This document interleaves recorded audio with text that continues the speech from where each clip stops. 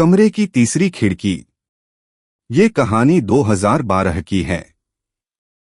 दिल्ली के पास एक पुराने कॉलेज हॉस्टल में रहने वाली लड़की स्मिता ने खुद सुनाई थी। स्मिता ने नया हॉस्टल ज्वाइन किया था। हॉस्टल काफी पुराना था। दीवारों पर सीलन, खिड़कियों पर लोहे की जालियां और कमरों में अजीब सी ठंडक रहती थी। उसका कमरा तीसरी मंजिल पर था। उस कमरे में 2 खिड़कियां थीं। एक खिड़की मेन रोड की तरफ खुलती थी, दूसरी हॉस्टल के पीछे के जंगल की तरफ। पहले हफ्ते सब ठीक था, पर एक रात स्मिता की नींद खुली। उसे लगा जैसे कोई खिड़की खटखटा रहा है।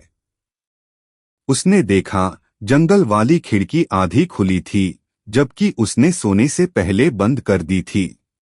अगली रात फिर वही हुआ। खिड़की खुली और खटखटाहट की आवाज आई।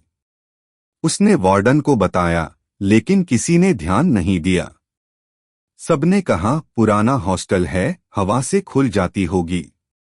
फिर एक रात स्मिता देर रात पढ़ाई कर रही थी। उसने देखा कमरे की दीवार में कोने की अलमारी के पीछे हल्की जगह से कोई झांक रहा है। वो डर के मारे हिल भी नहीं पाई।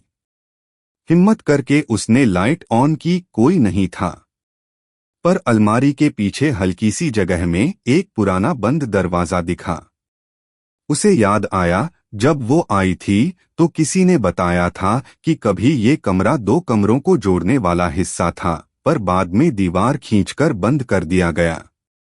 डर के मारे वो अगले दिन वार्डन के साथ गई। उन्होंने वो पुराना दरवाजा खुलवाया। अंदर एक छोटा सा अंधेरा स्टोर रूम था। वहां पुराने टूटे फर्नीचर और जाले थे, लेकिन दीवार पर खून से लिखा था, तीसरी खिड़की कभी मत खोलना। सब लोग चौंक गए, पर कमाल की बात ये थी कि कमरे में तो बस 2 ही खिड़कियां थीं। तीसरी कहां से? तभी हॉस्टल का एक पुराना चौकीदार बोला, इस कमरे में पहले एक और खिड़की थी, जंगल के अंदर की तरफ। उसी से एक लड़की ने सालों पहले कूदकर जान दी थी।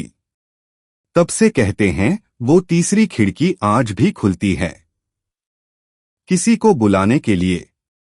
स्मिता को उसी दिन कमरा बदलना पड़ा और उसने उस हॉस्टल में रहते हुए फिर कभी उस तरफ नजर नहीं डाली।